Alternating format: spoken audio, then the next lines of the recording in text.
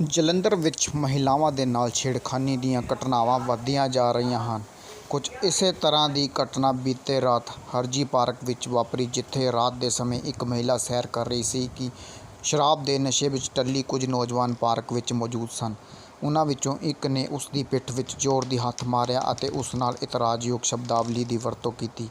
ਮਹਿਲਾ ਦੇ ਰੌਲਾ ਪਾਉਣ 'ਤੇ ਲੋਕ ਇਕੱਠੇ ਹੋ ਗਏ ਅਤੇ ਮਾਨਵ ਅਧਿਕਾਰ ਸੰਗਠਨ ਦੇ ਲੱਕੀ ਸੰਧੂ ਨੇ ਮੌਕੇ 'ਤੇ ਪਹੁੰਚ ਕੇ ਥਾਣਾ ਬਸਤੀ ਬਾਵਾ ਖੇਲ ਦੀ ਪੁਲਿਸ ਅਤੇ ਜੂਲੋ ਪੈਟਰੋਲਿੰਗ ਪੁਲਿਸ ਨੂੰ ਵੀ ਸੂਚਿਤ ਕੀਤਾ। ਪੁਲਿਸ ਨੇ ਮੌਕੇ 'ਤੇ ਪਹੁੰਚ ਕੇ ਉਸ ਵਿਅਕਤੀ ਨੂੰ ਗ੍ਰਿਫਤਾਰ ਕਰ ਲਿਆ, ਜਿਸ ਨੇ ਥਾਣੇ ਵਿੱਚ ਲਿਖਤੀ ਤੌਰ 'ਤੇ ਆਪਣਾ ਜੁਰਮ ਕਬੂਲ ਕੀਤਾ ਅਤੇ ਮਾਫ਼ੀ ਮੰਗੀ। ਮਹਿਲਾ ਨੇ ਦੋਸ਼ੀ ਦੇ ਖਿਲਾਫ ਸਖਤ ਤੋਂ ਸਖਤ ਕਾਰਵਾਈ ਦੀ ਮੰਗ ਕੀਤੀ ਅਤੇ ਮਾੜੇ ਅਨਸਰਾਂ ਨੂੰ ਨਕੇਲ ਕੱਸਣ ਦੀ ਬੇਨਤੀ ਕੀਤੀ। ਜਲੰਧਰ ਤੋਂ ਅਮਿਤ ਅਰੋੜਾ ਦੀ ਰਿਪੋਰਟ। सर ये जरा इन्होंने बड़े गंभीर आरोप लगाए तो सर ये बारे परचा देने लगे जी उन्होंने बारे नहीं की गलबात हुई सी रात में की गलबात हुई है जी नहीं इन्होंने वालों कंप्लेंट सी अपने मैडम सोनिया वालों हाँ जी भी फलाने बंदे ने छेड़छाड़खानी की है। अच्छा जी वो मैटर के हम परचा दर्ज कर रहे हैं। सर ये मांग कर रहे हैं भी 353 ए का पट्टा दर्ज होना चाहिए। ये किहड़ी धारा है कि क्यों करके पता की करना 354 ए हो जाऊगा नहीं हम बयानों पर डिपेंड करता ना, आप बयान जो लिखे जी स्टेटमेंट होगी उस हिसाब से बयान लगे। उन्होंने वाला कहा जा रहा है कि मेरे हाथ मारा या मैंने एक चक्कन की कोशिश की है, ये बारे की कहना नहीं वो उस हिसाब से बयान लग अपने धारा लग ठीक है। मैं ना पार्क तो सैर करके रोज़ाना की तरह जा रही थी अपने घर वाल, तो मैं जाती भी तो ना मैनू ना ये मुंडे ने ना मैं फोन करके संधू साहब को जेब च पाया, तो मेरे पिछों आके इन्हें जोर दी मारी तो मैं एकदम बोल कर गई। मैनू मेरा ऑपरेशन होया तो मैं कितनी पेन तो मैं उत्थे जानते हो? नहीं मैं बिल्कुल नहीं जानती। पहली बार हाँ फर्स्ट टाइम मैं कल राती देखा। ਤੁਹਾਨੂੰ ਕੀ ਲੱਗਦਾ ਕੀ ਕਾਰਨ ਹੋਏਗਾ? इन्हें फिर मैनू अगे जाके गुरुद्वारे को फिर मैनू कहता मेरे मगर बह, मेरी बाँह फड़ने की कोशिश करे कि तू बह मेरे ना। फिर अगे थोड़ा जिहा जाके कि पेठे दुकान है उत्थे कहता तू हेमा है ना तो तू प्रकाश नाल होनी है। मैं अगों चपेड़ मूँह से मारी, जो संधू साहब सामने आ रहे ना मैं चपेड़ मारी तो मूँह से पब्लिक देख के तो इनू मैं क्या मैं सोनिया वा, मैं इन्नी गल कही। पता नहीं ਕੀ ਲੱਗਦਾ ਹੈ ਪਿੱਛੇ ਕੀ ਕਾਰਨ ਹੋ ਸਕਦਾ? ये मैनू ये कुछ नहीं पता कौन ये चीज़ चाहता कि की रंजिश है, मैनू नहीं किसी की भी ये पता। ਤੁਸੀਂ ਇਹ ਪੁਲਿਸ ਵਾਲਿਆਂ ਨੂੰ ਆਪਣੀ ਸਟੇਟਮੈਂਟ ਦਿੱਤੀ? हाँ जी पुलिस वाले मौके से बुलाया, पुलिस ने कोई कार्रवाई नहीं की। रात का बंदा घर भेजा, कदों ਦੀ ਗੱਲ ਹੈਗੀ ਹੈ? ये राती मैं 10:30 बजे बंदा फड़ाया, पुलिस ने बंदा घर भेज दिता है, पर्चा भी दर्ज नहीं किया मेरे कहने के बाद। ਤੇ ਹੁਣ ਤੁਸੀਂ ਪੁਲਿਸ ਨਾਲ ਗੱਲ ਕੀਤੀ, पुलिस ने कोई कार्रवाई की? कोई कार्रवाई नहीं। सवेर का मैनू बुला आश्वासन दिता ਤੁਹਾਨੂੰ? विश्वासन नहीं गई है, पर्चा राती भी मैनू विश्वासन दे के दो तक पर्चा दर्ज करता है। और मैं क्या भाजी 56 ए लगी थाने किहदे नाल गल होई? रूप लाल जी नाल SHO नाल। SHO ਨੂੰ मौके ते मैं फोन किया, SHO ने बंदे भेजे पुलिस वाले, PCR वाले 2 आए ने मौके ते गए सी? हाँ जी मौके ते मुंडे नूं बिठा के लेके आए ने जूलो गड्डी वही PCR हो गए। मैं लक्की संधू भाजी मानव अधिकार तो हाँ। हाँ जी की गलबात हुई है सर? और साडे नाल सोनिया मैडम हैगे आ मानव अधिकार ਦੀ जनरल सैकटरी, जो रोज़ रात ਨੂੰ पार्क ਦੇ ਵਿੱਚ हरजी पार्क ਦੇ ਕੋਲ सैर ਕਰਦੇ ਆ ਫਲੈਟਾਂ ਦੇ ਕੋਲ। और ਮੈਨੂੰ ਇਹਨਾਂ ਦਾ 10:30 ਵਜੇ ਫੋਨ ਆਇਆ ਕਿ ਕੋਈ ਅਣਪਛਾਤੇ ਵਿਅਕਤੀ ਜਿਨ੍ਹਾਂ ਨੇ ਬਿਲਕੁਲ दारू ਨਾਲ ਟੈਟ ਹੋਏ, ਉਹਨਾਂ ਦੇ ਵਿੱਚੋਂ ਇੱਕ ਮੁੰਡਾ ਕਾਕੂ ਤੇ ਇੱਕ ਮੁੰਡਾ ਹੈਗਾ ਆਕਾਸ਼ ਜਿਹੜਾ ਪਿੱਛੇ ਬੈਠਾ, ਔਰ ਇਹ ਆ ਰਹੀ ਸੀ ਪਤਾ ਨਹੀਂ ਕਿਸ ਮਨਸ਼ਾ ਨਾਲ ਉਹਨਾਂ ਨੇ ਇਹਦੇ ਬੈਕ ਦੇ ਉੱਪਰ ਇੱਕ ਬਹੁਤ ਜ਼ੋਰਦਾਰ ਹੱਥ ਮਾਰਿਆ, ਜਿੰਦੇ ਨਾਲ ਇਹ ਘਾਬਰ ਗਈ, ਰੋਣ ਲੱਗ ਗਈ। ਉਸ ਤੋਂ ਬਾਅਦ ਮੁੰਡੇ ਅੱਗੇ ਚਲੇ ਗਏ ਔਰ ਕਾਕੂ ਮੁੰਡਾ ਜਿਹੜਾ ਨਾਲ ਸੀ ਮੋਟਰਸਾਈਕਲ ਤੇ, ਉਹਨੇ ਕਿਹਾ ਕਿ ਇਹ ਸੋਨੀਆ ਪ੍ਰਧਾਨ ਹੈ ਨਾ ਕਿ ਹਿਮਾ।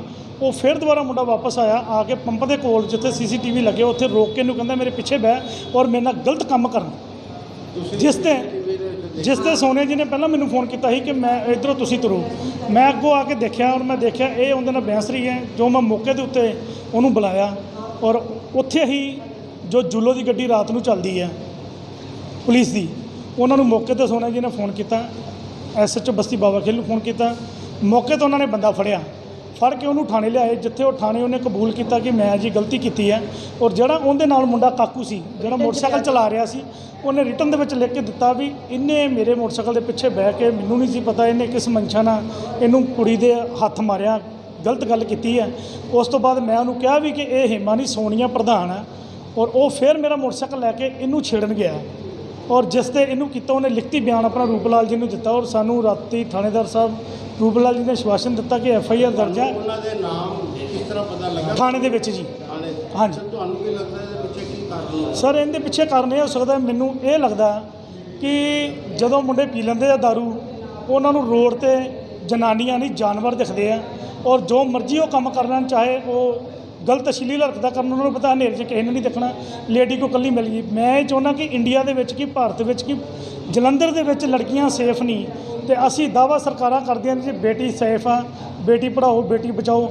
ਮੈਂ ਇਹ ਆਸ਼ਵਾਸਨ ਜਾਂ ਤੁਹਾਨੂੰ ਇਹ ਅਪੀਲ ਕਰਦਾ ਕਿ ਜੋ ਇਸ ਵਿਅਕਤੀ ਨੇ ਹਰਕਤ ਕੀਤੀ ਹੈ, ਜੋ ਉਹਦੇ ਦੋਸਤ ਨੇ ਲਿਖਤੀ ਬਿਆਨ ਦਿੱਤੇ ਆ, ਮੌਕੇ ਦੀ ਗਵਾਹੀ, ਉਸ ਆਧਾਰ ਤੇ ਇਹ 'ਤੇ 354A ਲੱਗਣੀ ਚਾਹੀਦੀ ਹੈ, ਨਾ ਕਿ ਇਕੱਲੀ 354, ਕਿਉਂਕਿ ਅਸੀਂ ਲਿਖ ਕੇ, ਉਸ ਬੰਦੇ ਨੇ ਲਿਖ ਕੇ ਬਿਆਨ ਦਿੱਤਾ ਇਹਦੇ ਦੋਸਤ ਨੇ ਕਿ ਇਹਨੇ ਭਾਜੀ ਵਹਿਸ਼ਿਆਨਾ ਹਰਕਤ ਕੀਤੀ ਹੈ, ਜਿੰਨਾ ਮੈਂ ਚਸ਼ਮਦੀਦ ਗਵਾਹ ਹਾਂ, ਔਰ ਉਹ ਮੁੰਡੇ ਨੇ ਰਿਟਨ ਬਿਆਨ ਦਿੱਤਾ। ਪਰ SHO ਸਾਹਿਬ ਦੇ ਹੀ ਨੌਲੇਜ 'ਚ ਪਾਈ, ਔਰ ਰੂਪਲਾਲ ਜੀ ਨੇ ਉਸ ਮੁੰਡੇ ਨੂੰ ਵੀ ਨੋਮੀਨੇਟ ਕੀਤਾ ਜਿਹਨੇ ਸੱਚ ਬੋਲਿਆ ਕਿ ਇਸ ਬੰਦੇ ਨੇ ਹਰਕਤ ਕੀਤੀ, ਉਹਨੂੰ ਵੀ ਨੋਮੀਨੇਟ ਕੀਤਾ ਵੀ ਅਸੀਂ ਉਹਨੂੰ ਵੀ ਪਰਚੇ ਰੱਖਣਾ, ਉਹਨੇ ਸੱਚਾਈ ਬੋਲੀ। ਇਹਨੂੰ ਕਦੀ ਪਹਿਲਾਂ ਵੀ ਇੱਥੇ ਦੇਖਿਆ ਗਿਆ? ਨਹੀਂ ਜੀ, ਅਸੀਂ ਭਾਰਤ ਦੇ ਵਿੱਚ ਕਦੀ ਨਹੀਂ ਉਹਨੂੰ ਪਹਿਲਾਂ ਦੇਖਿਆ। ਤੁਸੀਂ ਹੁਣ ਮੰਗ ਕੀ ਕਰਦੇ ਹੋ? ਸਹੀ ਮੰਗ ਕਰਦੇ ਹਾਂ ਜੀ, ਤੇ 354A ਦਾ ਪਰਚਾ ਦਿੱਤਾ ਜਾਵੇ, ਔਰ ਤਾਂ ਕਿ ਜਿਹੜੀਆਂ ਗਾਂ ਲੜਕੀਆਂ ਸੇਫ ਰਹਿਣ, ਲੋਕਾਂ ਨੂੰ ਪਤਾ ਚੱਲੇ ਕਿ ਜੇ ਕੋਈ ਧੀ ਭੈਣ ਬਾਹਰ ਵੀ ਨਿਕਲਦੀ ਸੈਰ ਕਰਨ ਵੀ, ਤੇ ਉਹ ਸੁਰੱਖਿਅਤ ਨੇ। ਇਹੋ ਜਿਹੇ ਗੰਦੇ ਇਨਸਾਨਾਂ ਨੂੰ ਪਰਚਾ ਦੇ। ਤੁਹਾਡਾ ਕਿੱਥੇ ਰਹਿੰਦੇ ਹੋ? ਮੈਂ ਲੱਕੀ ਸੰਧੂ ਮਾਨਵ ਘਰ ਤੋਂ ਹਾਂ ਜੀ। ਜੇ ਇਹ ਪਰਚਾ ਦਰਜ 353 ਦਾ ਨਹੀਂ ਕੀਤਾ, ਅਗਲੀ ਕੀ ਸਟੈਪ ਹੋਏਗਾ? ਥਾਣੇ ਦੇ ਬਾਹਰ ਘਰਾਓ ਕਰਾਂਗੇ ਜੀ, ਅਸੀਂ ਉੱਠਣਾ ਹੀ ਨਹੀਂ ਜਿੰਨੇ ਚਿਰ FIR ਲਾਂਚ ਨਹੀਂ ਹੁੰਦੀ, ਉਹਦੀ ਗ੍ਰਿਫਤਾਰੀ ਪਾ ਕੇ ਉਹਨੂੰ ਜੇਲ੍ਹ ਨਹੀਂ ਭੇਜਦੇ। ਠੀਕ ਹੈ ਜੀ। ਜੈ ਭਾਰਤ ਜੀ। ਮੈਂ ਹਿਮਾਪੁਰੀ ਡਾਕਟਰ ਅੰਬੇਦਕਰ ਸੰਘਰਸ਼ ਮੋਰਚੇ ਦੀ ਚੇਅਰਮੈਨ ਮਹਿਲਾ ਵਿੰਗ ਪੰਜਾਬ। ਰਾਤੀ ਮੇਰੀ ਭੈਣ ਸੋਨੀਆ ਨਾਲ ਹਾਦਸਾ ਹੋਇਆ, ਮੇਰਾ ਨਾਮ ਉਹਦੇ ਵਿੱਚ ਇਨਵੋਲਵ ਕੀਤਾ ਗਿਆ ਵੈ ਕਿ ਹੇਮਾ ਸਮਝ ਕੇ ਉੱਤੇ ਜਿਹੜੀ ਵਾਰਦਾਤ ਹੋਈ ਹੈ, ਮੈਂ ਇਸ ਚੀਜ਼ ਨੂੰ ਮੀਡੀਆ ਥਰੂ ਪ੍ਰਸ਼ਾਸਨ ਦੇ ਸਾਹਮਣੇ ਲਿਆਉਣਾ ਚਾਹੁੰਦੀ ਹਾਂ ਕਿ ਕੱਲ੍ਹ ਨੂੰ ਮੇਰੀ ਜਾਨ ਨੂੰ ਖਤਰਾ ਵੈ।